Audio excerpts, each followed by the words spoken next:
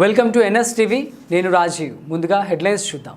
TPCC అధ్యక్షుడు Mahesh Kumar Goud PCC బాధ్యతలు చేపట్టిన తరువాత మొదటిసారి తన సొంత జిల్లాకు వచ్చారు.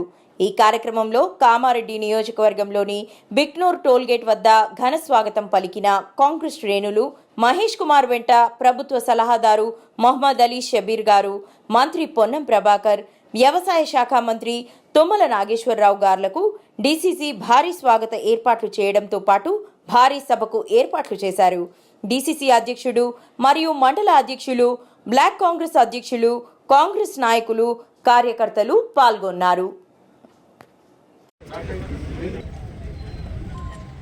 కాంగ్రెస్ పార్టీ సీనియర్ నాయకులు, మాజీ మంత్రివర్యులు, నేటి ప్రభుత్వ సలహాదారు పెద్దలు షబీర్ అలీ గారు, నా చిరకాల మిత్రులు యూసఫ్ అలీ గారు, ప్రియమైన జిల్లా కాంగ్రెస్ పార్టీ నాయకులు, డిసిసి సభ్యులు, అదేవిధంగా సహకార సంఘ అధ్యక్షులు, వివిధ హోదాల్లో స్థాయిల్లో ఉన్నటువంటి ప్రజాప్రతినిధులు, మిత్రులందరికీ హృదయపూర్వకమైనటువంటి నమస్కారం. సంతోషం.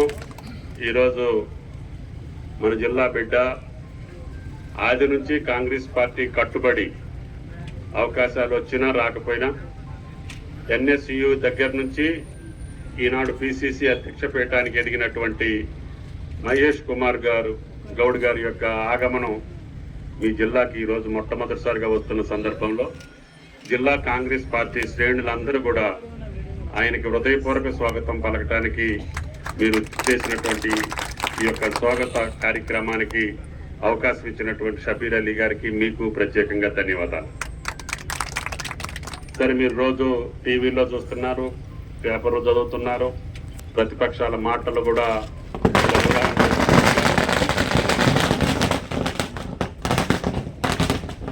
అందరి చరిత్ర మీ చేతుల్లోనే ఉంది.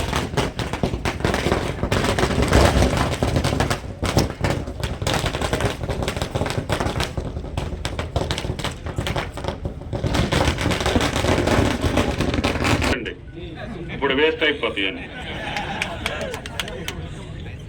అందరి చరిత్ర మీ అరిచేతిలో ఉంది. ఏ పార్టీ ఎందుకు మాట్లాడుతుంది, ఏ వ్యక్తులు ఎందుకు మాట్లాడుతున్నారు, ఎప్పుడు మాట్లాడుతున్నారు, ఏం మాట్లాడుతున్నారని. కాబట్టి రైతుని మోసం చేసినటువంటి ఏ ప్రభుత్వం కూడా మనజాలదు అనేది మన రాజకీయ చరిత్రలో చాలా సార్లు చూసాం. కాబట్టి ఇబ్బందులున్నమాట వాస్తవం, కష్టాలున్నమాట. రాహుల్ గాంధీ గారు ఇచ్చినటువంటి వాగ్దానం మేరకి ముఖ్యమంత్రి గారు సాహసం చేసి, ధైర్యం చేసి, ఏదో రకంగా మనం రుణమాఫీ చెయ్యాలి అనే ఒక పట్టుదలతోటి ఈ కార్యక్రమానికి ముందుగా మనం ప్రారంభించడం జరిగింది. మేము బ్యాంకులన్నింటినీ అడిగాం. ఈ రాష్ట్రంలో ఉన్నటువంటి అన్ని బ్యాంకులలో మా రైతులు, తెలంగాణ రైతులు తీసుకున్నటువంటి పంట రుణాల లెక్క ఇవ్వండి అని చెప్పి అడిగాం. ఎప్పుడు గత 5 సంవత్సరాల్లో ఉన్నటువంటి బాకీ ఉన్నటువంటి రైతులను కూడా ఇవ్వమన్నాం. వాస్తవంగా అయితే రాహుల్ గాంధీ గారు ఇచ్చిన మాట నవంబర్ 22లో ఇచ్చారు. ఆయన డిక్లరేషన్ లో వాగ్దానం చేసినటువంటిది 22వ సంవత్సరం. కానీ ముఖ్యమంత్రి గారు అన్నారు ఏమంటే 18 తర్వాత కూడా రుణమాఫీ సక్రమంగా జరగలేదు, ఎన్నికల ముందు చేస్తామని చెప్పి ఆ రింగ్ రోడ్డుని అమ్మి సగం మందికే వేశారు, ఇంకొక 20 లక్షల మందికి వేయాలి. వాళ్ళవి కూడా కొన్ని బాకీలు ఉంటాయి. కాబట్టి మీరు గత 5 సంవత్సరాల్లో ఎవరు బాకీ ఉంటే వాళ్ళ లెక్క తీసుకోండి. కొంత ఎక్కువైనా సరే మనం భరాంచుదాము. బాకీ ఉన్నటువంటి కుటుంబం ఉండకూడదు. కాబట్టి దయచేసి ధైర్యం చేసి అందరూ లక్ష్యాన్ని ఇవ్వకపోయినా కొంతమంది అసలు రుణమాఫీల గురించే పట్టించుకున్నటువంటి పార్టీలు కూడా మనని విమర్శించే స్థితికి వచ్చారు. కాబట్టి మనం ఆ విమర్శకు గురి కావద్దు. నాకు ఇబ్బంది ఉంది, అయినా సరే రైతన్నల యొక్క ఆదరణతోటి మనం అధికారంలోకి వచ్చాం. కష్టమైనా ఏదన్నా ఒకటి ఆపైనా సరే రుణమాఫీ చేద్దాము. దీని తర్వాత రైతు భరోసా చేయాలి, దీని తర్వాత పంటల బీమా చేయాలి, రైతు బంధువును కంటిన్యూ చేయాలి, మానేసినటువంటి మెకనైజేషన్ కానీ సబ్సిడీ మీద ఇవ్వాల్సినటువంటి పథకాలన్నింటినీ కూడా పునరుద్ధరించాలి. రైతన్నని నేతన్నని కాపాడుకోండి.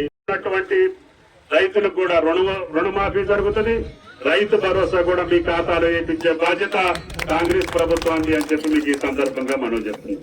కాబట్టి దయచేసి రైతులు ఎవరు కూడా తొందరపడాల్సిన పని లేదు.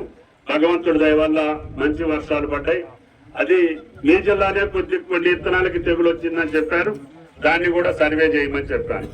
తప్పకుండా ఈనాడు భారతదేశంలో అన్ని రాష్ట్రాల కంటే ఎక్కువ ఉత్పత్తి చేసేటటువంటి ఏకైక రాష్ట్రం తెలంగాణ రాష్ట్రం.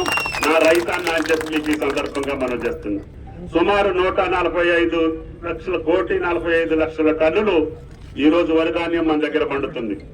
నిన్ననే ముఖ్యమంత్రి గారు మళ్ళీ మీటింగ్ పెట్టి ఏ పరిస్థితుల్లో కూడా రైతులను ఇబ్బంది పెట్టబోకండి, పాలని తుంపరని తరుగాని బొరుగాని రైతులను ఇబ్బంది పెడితే నేను ఊరుకోను, తప్పకుండా రేపటి నుంచి 7,250 మళ్ళీ కొనుగోలు కేంద్రాలు ప్రారంభించండి. గింజ వాళ్ళకి నష్టం జరగకుండా చూడండి. అదృష్టవశాత్తు వరికి మంచి డిమాండ్ ఉంది. రైతులు కూడా చాలా మంది పైన వెరైటీ వేశారు. సుమారు సగం కంటే ఎక్కువ సన్నాలే వచ్చినాయి. భగవంతుడి దయ వల్ల దానికి డిమాండ్ కూడా ఉంది. అందుకనే రైతులందరికీ ధన్యవాదాలు తెలియజేస్తా. మన పంటనే సన్న బియ్యాన్నే పేదలకు కూడా ఇవ్వాలనేది ముఖ్యమంత్రి గారి కోరిక. ఎందుకంటే ఇప్పుడు వరకు ఇచ్చేటటువంటి దొడ్డు బియ్యం, రేషన్ బియ్యం ఎక్కడికి పోతున్నాయో ఎట్లా పోతున్నాయో మీ అందరికీ తెలుసు. వేల కోట్ల రూపాయలు ఎవరి జేబుల్లోకి పోతున్నాయో కూడా మీకు తెలుసు.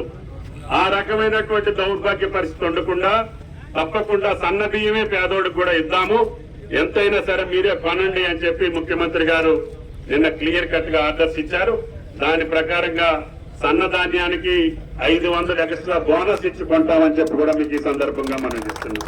కాబట్టి దయచేసి ఎరువుల దగ్గర గాని విత్తనాల దగ్గర గాని ఎక్కడా కూడా లోటు జరగకుండా, కష్టాల్లో వరదల్లో వాగుల్లో రైతు ఇబ్బంది పడకుండా, ఎంత ఇబ్బంది అయినా సరే ముఖ్యమంత్రి గారు ధైర్యంగా ముందుకెళ్తున్నారు. ఆయనకి సహకరించండి. మన బిడ్డ ఈ రోజు పార్టీ అధ్యక్షులయ్యారు. ఆ పార్టీని గౌరవించటం, ఆ పార్టీని ఆశీర్వదించటం, ఆ పార్టీని భవిష్యత్తులో కూడా రైతాంగం మేలు జరిగేటటువంటి కాంగ్రెస్ పార్టీని కొనసాగించే బాధ్యత ఈ రాష్ట్ర రైతాంగాన్ని అని చెప్పి మీకు విజ్ఞప్తి చేస్తూ ఈ అవకాశం ఇచ్చినటువంటి షబీర్ అలీ గారికి, యూసుఫ్ అలీ గారికి మీ అందరికీ చేతులెత్తి నమస్కరిస్తూ ధన్యవాదాలు. Thank you.